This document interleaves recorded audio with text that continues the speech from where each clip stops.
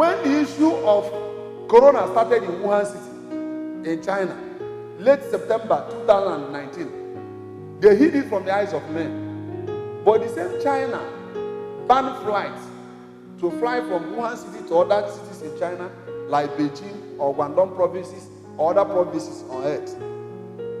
But they allowed the same flights, the same aircraft to fly all over the world. And they some travel to Italy, some travel. Why would Italy die? When they say that if a doctor refuses to abort a baby, that the same doctor will be charged to court for manslaughter. If you want to abort a child in Italy, whether 1 year old or 6 months or even 9 months, is free of charge.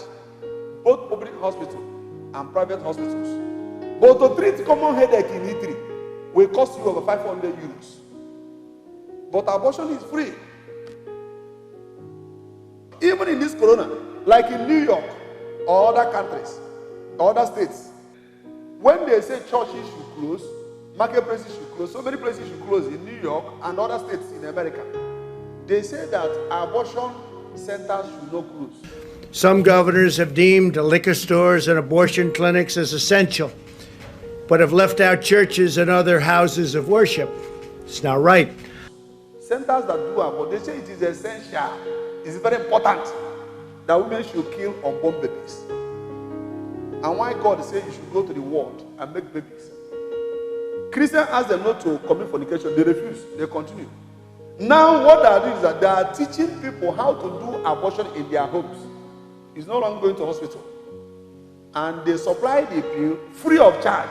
Because people like Bill Gates and other billionaires, they are paid for the abortion pills. So you can take it free of charge. But my greatest annoyance is that our pastors and preachers and ministers and reverends, those that are supposed to be the solution, those that are supposed to tell members the truth, are not interested. They are much interested to preach about money, to buy acres of land. Do you know? Churches in Africa don't have money to help the poor, but they have money to buy acres of land. Sometimes I wonder, is it the souls that they are sent to save, or land that they want to save? They're buying acres of land everywhere, building thousands of capacity stadiums. If Apostle Paul were to be in this era, he would have bought the whole Israel, or the whole Europe, or the whole Africa.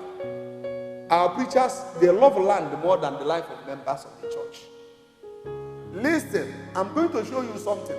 Because if you are not careful, very soon, the government of the world are going to take those lands. You will not do anything. They are planning. 90% of your politicians are Satanists. They are worshippers of Satan. And they are working very hard to take over that capacity. Even if it's 1 million capacity stadium, they don't care. Remember, the Antichrist is coming for 3 things. Number one world religion, one world currency, and one world government. The church should wake up. Let me tell you something before I forget. Few months ago, here in Nigeria, there was a law that was made, that was enacted, either by executive order or they know what they're doing.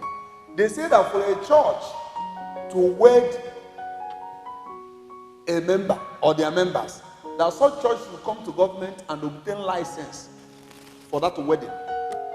And if you cannot obtain the license, you cannot wed.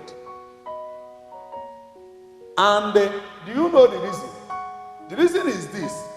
In few years to come, if a man and a man come to your church and say we want to wed, as a pastor, as a reverend, as a father, whatever name you call yourself, and you say you cannot wed these 2 men, they will take you to court, and the government will take over your license of that church. Take over your license to wed your members, and all the properties of the church shall be confiscated, and government will take over. Today you are not preaching, you are not telling your members the truth. And when this thing happens, nobody will stand with you. Issue of coronavirus is a good example. Government close market, close everywhere. When they lie, they open market that stay from morning till night. They open them. But churches that stay for 2 or 3 hours, government say no. For now, church should still wait. The church should wake up. The church should wake up. There is a company in Wisconsin, in America. It's not only that company, there are so many companies. Before you enter that company, you must have chip in your body. Remember the mark 666, the Revelation talk about in Revelation chapter 14, the mark of the beast. People already, as we speak this morning, some people are taking it. 666. Praise the Lord. Listen, Bible says that the Antichrist is here with us. The Antichrist is here. Bible says that they will have the mark, either their foreheads or their hands. And we know that when you have a mark on forehead, it means you have agreed. It is a point of no return. It is a point that any man that gets to that level cannot repent again. And so many companies, like in Sweden, over 25% of youth in Sweden today, they have chips in their bodies. They say it is easier. Today in banking system, even here in Nigeria, all countries are going cashless. They say we don't need cash again. And you can bear me witness, there are some substantial amount of money you cannot cash from bank, even though it's your money, but you cannot cash it. Today in Nigeria, we have over 20 banks. I want to tell you one thing. In next few years, before 4 years from now, we will not have more than 2 banks in Nigeria. There was a time we had 89 banks. Today is 20 something. Before 4 years, if Christ did not come, the banks we have in Nigeria will not be more than 2 names. Highest 1 or 2. All of them will merge together. So the banking system are working. The people they call Luciferians, the people that control, they say they are followers of Lucifer. They say it's cashless. Everybody's running up and down now for cashless society. And if you don't go cashless, you're going nowhere. Remember, the United Nations is an organization that has secretary without chairman. Satan is the chairman. He's about to take over very soon. There's nothing that can stop them. This company in Wisconsin that build the ships and they insert it in the life of human being. If you enter that company, you see about 3 to 4 to 5 different signs of satanic inclinations to man. And the church are jumping and they are flying. Almost all the whole films for the past 10 years that are on earth, all of them are being promoted and produced by the Satanists. The movie Empire, the movie they call Charmed, the movie they call Merlin, all these movies are talking of occultism. All of them. 60% of the message that are passing is occultic messages. When you watch them, you see satanic signs everywhere. And when they tell you that Smollett is most talented in a movie, and the church are not ready to produce their own film, to sponsor a film, to counter the messages that these people are passing. Because you are a member who wants to be a homosexual or who is contemplating, when he watches such a movie and notices that these people are talented, the next thing he will do is to see that there's nothing wrong with it. He will continue. And the churches, they have money to buy land, to buy aircraft, to buy so many things. But little messages that the enemy are planting in the life of members, the churches are not ready to bring money to counter those messages. They will bring a youth, promote him. The youth will sing the way they like. Promote naked women. And the Christians are not doing anything. The church should wake up. There's no time again. One of the bullets that the enemy is using against church in this end time is false prophecy or false prophets and false prophetesses. In book of Matthew chapter 24 from verse 1, you see where Bible was warning. You see, at last days many false prophets will arise, even many false Christs. They will come and say, I am that Christ. But Bible says, do not be deceived. In book of 1 John chapter 4, verse 1, he said, do not be deceived. For they must surely come. Imagine where a prophet or a prophetess is doing all kinds of sacrifices. They ask you to buy goat, buy yam, buy this and that, buy calabash, buy coconut, so that we can take you to junction and do sacrifice. He said, do not be deceived. Many Christ will come. He said, false prophets shall arise, and even false Jesus shall arise. And the Bible said they shall deceive many. False Christ. Wake up. Wake up. The church should wake up. Almost all the pastors, all the native doctors, all the people that are possessed by the spirit of their forefathers, all the women that are possessed by marine spirit, all of them today have turned to become prophets and prophetesses. They are prophesying. No wonder the Bible says that even Jezebel called herself prophetess. Now all these people now are prophesying. Few months ago, a friend called me from Europe. He said, Apostle, I'm angry with all the whole prophets and prophetess and ministers in Nigeria. I said, what happened? He said that all the money he made in Europe for the past 5 years, that all these people have finished them. I said, how? He said, today, his elder sister will call him. There is a new prophet in town that they say he should pay money so that he can do spiritual work. He will pay money. After the spiritual work, in fact, his entire family members are Waka Waka people. And these native daughters that call themselves prophet and prophetess. I'm not against prophecy. I'm not saying that there is no one that, I'm not a kind of that I don't believe in prophecy or that God cannot show. No, God shows on daily basis. Prophecy is not the reason why Christ came. If it was because of prophecy, he wouldn't have come. Many prophets has come and gone. So it wasn't the issue of prophecy. Today, almost every church, if you cannot prophesy, no member. And everybody is looking for prophecy, a miracle. Where it is happening, what people are asking now is, did that man, did he see? As if prophecy is the reason why Christ came. When you ask some of them, they will quote second Act of Apostles chapter 2 verse 17 and 18.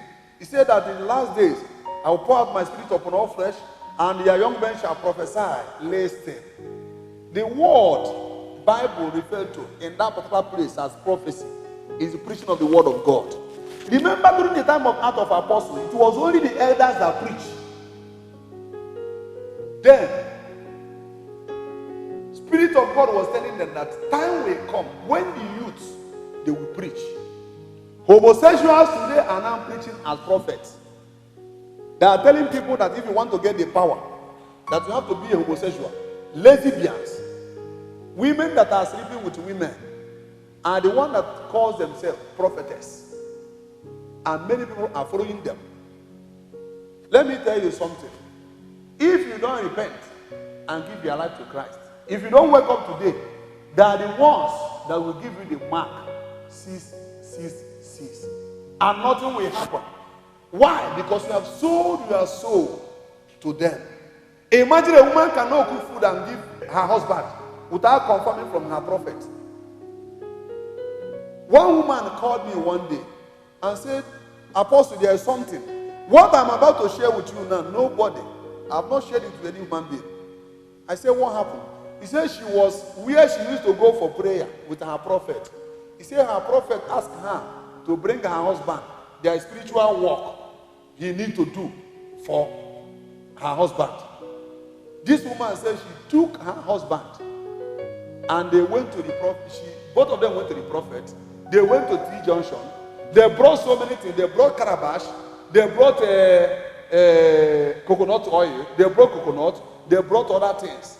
He said the prophet lifted it up and called the name of her husband and mentioned the name several and break it at that T Junction. He said from that moment, her husband became mad. She said she speak now that her husband is a psychiatrist. The man don't even know where he is again.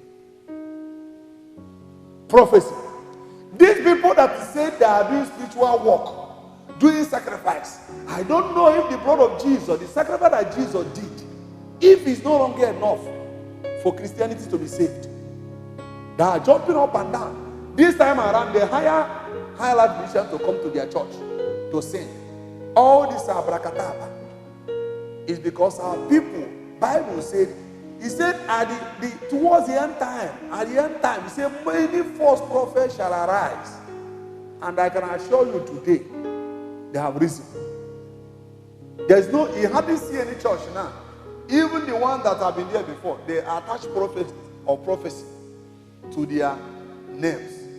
Prophecy without Christ. Bible says, by their fruits you shall know them. A man who is a fornicator is prophesying to you, and you say he's a prophet. Don't you know that God, one of the reasons why God destroyed Saul was because Saul went and consulted with a witch. And because a king in Israel was sick, a king of Samaria, because he sent his children, his men, to go to an Eglon to check if he will survive. Because of that, God was angry. And Elijah sent as a prophet, told them that because you have gone to another God for consultation, you will die. The man said he sent his messenger, go and meet him, tell him to come and see me. He said, if I be a man of God, let all of you die. And all of them died. The prophet of God was angry because this man was going to the fake to consult. People call me every day. They say, how do we know the one that is original and the one that is fake? I say, number one, give your life to Christ. And the Bible says something. In the book of Mark chapter 16 verse 17, he says, signs and wonders shall follow them that believe it. But most of us, instead of us to allow signs and wonders to follow us, we are now following signs and we are now following wonders. And the word of God became scarce in today's message. Wake up. The church should wake up. A woman came to me a few months ago and said that she went to a particular church and they saw her, somebody took her to the church. The prophet told her that she needs deliverance. And she agreed. He said, tomorrow come, bring all your children. She said tomorrow she went with all her children. The prophet now said, madam, how old are you? She said she's 53 years old. The prophet said your old is 53,000. Your first daughter, how old? 28 years. That one, her old is 28,000. As in each year, 1,000 for each of them. After calculating all of them, it's about 400 and something thousand. He said each year, if you are 30 years, for you to be delivered is 30,000. And that is the kind of prophecy, the kind of prophets, the kind of ministers we have in Nigeria today. And I want to tell you something. It's either you give your life to Christ or these people will take you to hellfire. They are collecting people's wives in the name of prophecy. They are sleeping with women all over in the name of prophecy. They are jumping up, they are jumping down. They are not even talking of the word of God again. And they say, I went to Ghana a few months ago. The Ghanaian man, he said, Apostle, now prophecy, collect money. Imagine somebody invites you for a pro. The person will tell you about social member, tell you just use it and prophesy. Whether God will show you or God didn't show you, just prophesy and money will come out. We see in our churches some people are taking offering 15 times. I'm not against somebody giving, but giving should be from the heart. It should be willingly. And the church elders are not talking. They see nothing against that. Now they bring all kinds of necromancer, some prophets, some pastors that are reading horoscopes. Some are reading horoscopes. Some are reading 6 and 7 books of Moses. Some are reading some occultic books to know how they can do magic. Bible says in 1 John chapter 4, he said, do not be deceived. He came to Matthew chapter 24, verse 4 and 5. He repeated it again. He said, do not be deceived. Do not be deceived. Do not be deceived. Do not allow any man to deceive you. Listen, let me tell you, if we don't stop this magic in our churches, especially in Africa, it's going to be a problem. The richest magician we have on earth,